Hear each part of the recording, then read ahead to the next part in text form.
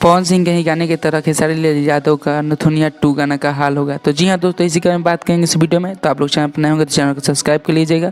तो चलिए बात करते हैं गाने के बारे में। आप सभी को पता ही है कि खेसारी लाल यादव का एक नया गाना आने वाला है, जिस गाने का नाम है नथुनिया 2। इस गाने को आप लोग के बीच 23 तारीख को रिलीज किया जाएगा और इस गाने का टीजर 22 तारीख को आएगा। अभी इस गाने का मिनी टीजर आ गया है सारेगामा भोजपुरी के यूट्यूब चैनल पर, आप लोग जाकर देख सकते हैं।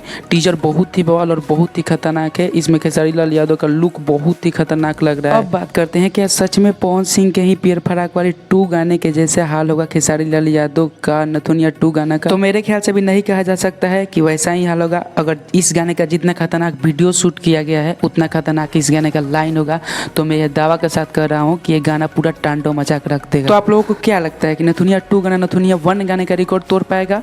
अपनी राय हमें कमेंट बॉक्स में जरूर बताइए। और आप लोगों को वीडियो अच्छी लगी होगी तो वीडियो को लाइक कर दीजिएगा और चैनल पर नए होंगे तो चैनल को सब्सक्राइब कर लीजिएगा। तब तक मिलते हैं फिर किसी नेक्स्ट वीडियो के साथ, तब तक के लिए बाय बाय।